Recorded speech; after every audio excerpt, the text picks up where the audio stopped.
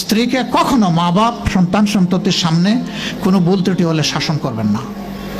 একা নিয়ে বুকে জড়িয়ে ধরে তার সমস্ত নেক কাজের স্বীকৃতি দিয়ে তারপরে বলবো যে এরকম একটা বিষয় আমি দুঃখ পাই নাই, তবে আমি চাই যে এটা তুমি কারেকশন করে নাও, এবং আমি আল্লাহর দরবারে তোমার জন্য দোয়া করব। মাথায় হাত রেখে একটু দোয়া করে দেন, এর চাইতে বড় আর কোনো শাসন হয় না।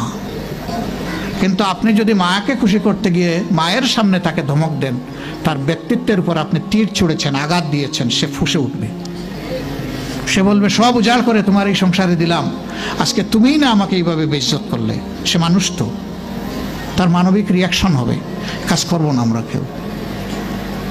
আমাদের জীবনের অংশ, আমাদের হাড়ের অংশ, আমাদের কলিজার অংশকে আমরা সেইভাবে সম্মান দিব ইনশাআল্লাহ।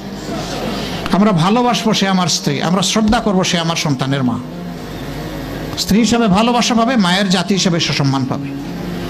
এই দুইটা ব্যালেন্স করে যদি আমরা চলি, গড় হবে জান্নাতের টুকরা ইনশাআল্লাহ।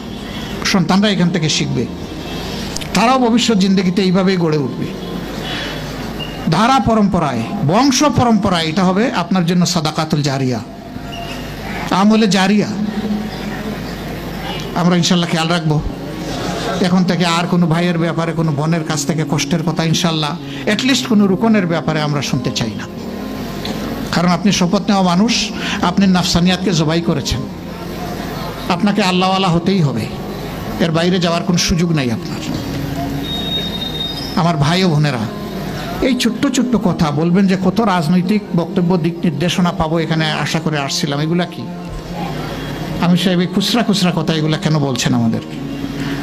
আমি এই খুচরা কথাগুলাকে আপনাদের জন্য যতটা জরুরি মনে করি, আমার নিজের নেক আমলের জন্য তার চেয়ে বেশি জরুরি মনে করি।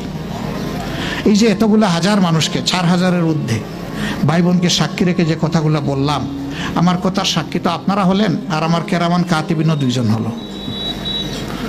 আমি নিজে যদি এই কথাগুলোর উপরে আমল না করতে পারি, তাহলে আমার এই বক্তব্য হাসরের দিন আমাকে কুপাবে। আর যদি আমি চেষ্টা করি আমার আল্লাহর সাহায্য পাই, তাহলে এই বক্তব্য হয়তোবা আপনাদের দুয়ার বরকতে হাসরের দিন আমার জন্য ইহসানিয়াত আল্লাহর পক্ষ থেকে নিয়ে আসবে। আমার জন্য দোয়া করবেন, আমি যেন এই বক্তব্যের উপরে আমল করতে পারি। আল্লাহ যেন আমাকে তৌফিক দান করেন।